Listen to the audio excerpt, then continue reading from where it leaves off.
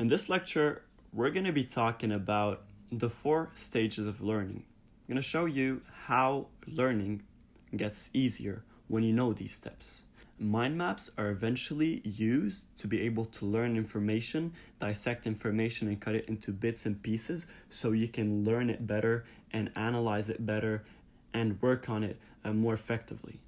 So the 4 stages of learning are: first, unconscious incompetence. You don't know that you don't know. Second is conscious incompetence. You know that you don't know. Conscious competence, you know and you are. Unconscious competence, you don't know that you know. And I'm pretty sure these titles are a bit complex and complicated and probably don't make any sense, but I'm here to explain them. Unconscious incompetence. When you have a certain thing that you want to do, you want to lose weight. The idea of losing weight for you is eating less and going and doing cardio, running for a long time. But you don't even know that it's not about eating less. It's about eating a lot of protein, tracking your macros. You don't even know that it's not just about cardio, but there is weightlifting that is involved and that can burn a lot of calories. So at this point, you don't even know that you don't know these things because you did not even think about these things. You did not link them in any way to your diet, and maybe you've never heard of them. So at this point, you don't know these concepts, and you don't even know that these concepts that are essential for you to be able to learn or achieve whatever you want to achieve, you don't know that you don't know them. And that's the first step of learning. When you have this unconscious incompetence where you don't know that you don't know. And here comes step number 2, conscious incompetence. You know that you don't know. So you go to the gym and you talk to a personal trainer and he tells you about that you need to do weightlifting and you need to track your macro. And now you're at a point where you know that you're incompetent. You know that there are a lot of things related to the diet that you don't know. We're going to talk more about the diet example later. But moving to number 3, conscious competence. You know and you are. So at this point right here, you know that, okay, there are a lot of things that I don't know and I want to follow through. I want to get to my goal. I want to learn how to lose weight. And you're going to start learning. So number 3 is the process where you start to learn. You are consciously learning and building your knowledge. And that brings us to number 4. When you learn so much that it becomes unconscious competence, it is natural. You don't know that you know.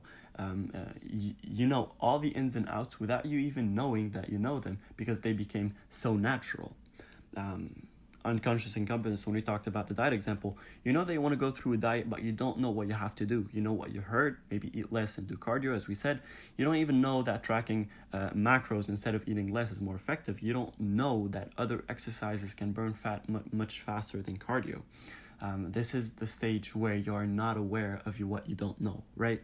And then, of course, we talked about this also before. You went to see a personal trainer and that's what he told you.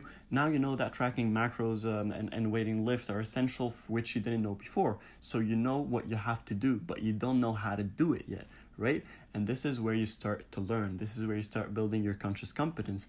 You start working on these things. You are consciously building your competence, which will eventually lead to the unconscious competence.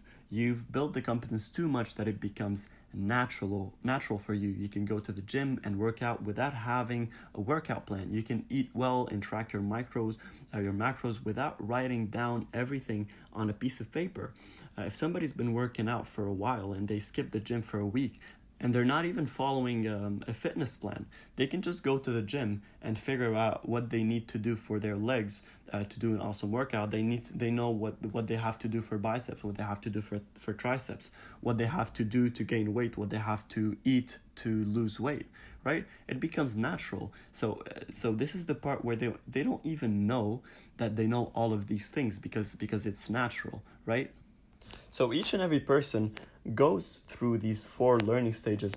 Whenever you want to learn anything in your life, you are going to go through these 4 learning stages. Whether it's, as I gave the diet example, whether it's, I'll give another example, you are studying for your finance exam, and you know that there are some things that you need to learn. You need to learn how to calculate assets and calculate liabilities and all of these things. And then you're talking to your friend, and then he tells you that you also need to learn how to do the shareholders' equity analysis, and that you did not even know that this is something that you need, and you not even know that it's part of the course. You'd never heard of it, so you didn't even know that you don't know about this. That was stage number one. You're in unconscious incompetence.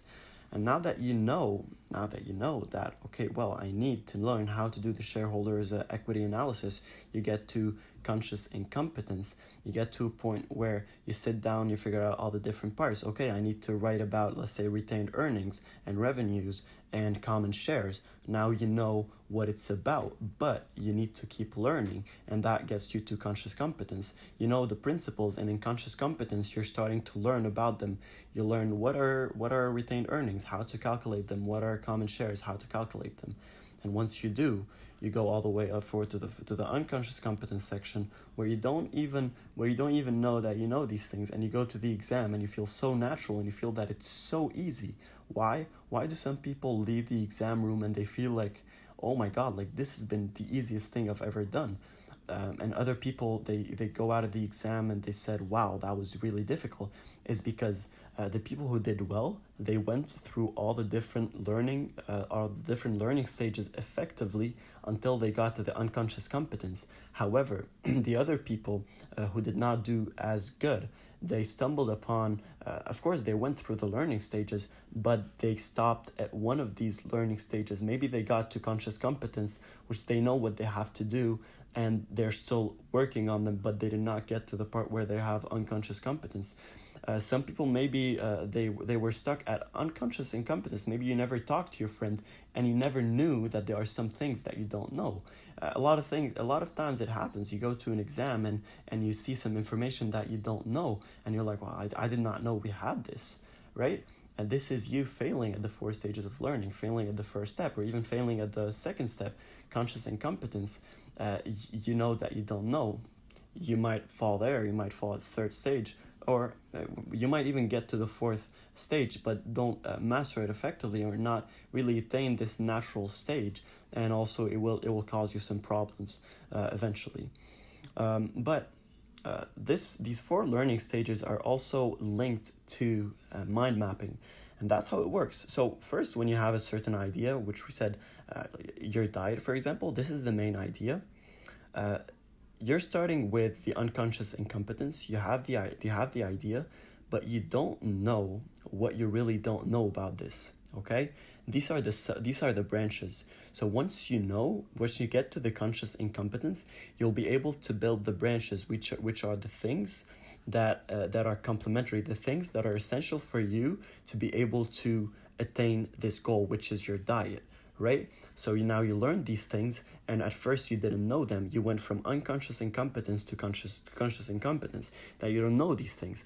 And now you figured out that you need to do certain things in order for you to achieve each and every dot, each and every circle, each or every branch in the conscious incompetence section. So you got to the conscious competence section, and you're starting to work on each and every one of these in order for you to eventually finish the goals that you had in the conscious incompetence, the 3 goals, for you to eventually achieve whatever goal you had.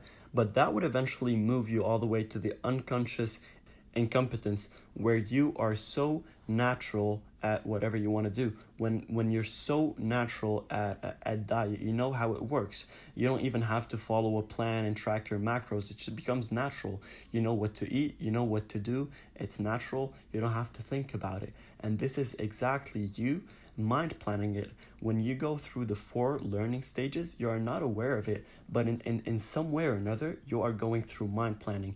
You are starting with the principle. There are certain ideas that are branching out. There are sub-branches that would help you figure out each and every one of these ideas. And once you figure out each and every one of these ideas, you become so natural at it that you conquer the main idea, the main goal, which is your diet. So whenever you want to learn something, try to remember the 4 stages of learning. Ask yourself, when you're first learning something, ask yourself, is there something that I don't know, that I don't even know that I don't know?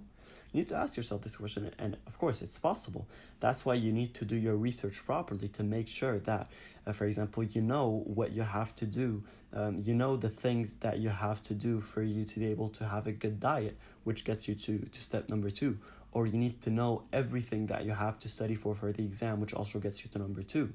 Then you get to number 2, you need to also make sure in the learning process that you know what you have to do to achieve these things that you didn't know in order for you to be able to overcome them.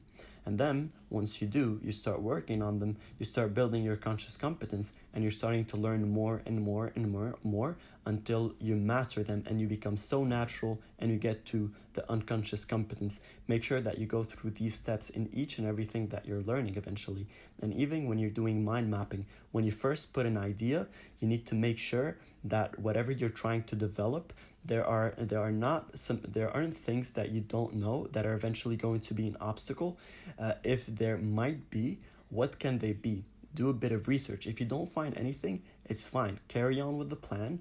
And if anything ever comes up afterwards, you'll be able to note it out in the mind map. Now, of course, you guys don't really understand mind maps properly yet. That's exactly why there's going to be an entire section that talks about how to build mind maps and go through the process of it. But for now, just keep in mind that these four stages of learning are essential, not just for learning, but also for mind mapping. So keep them in mind.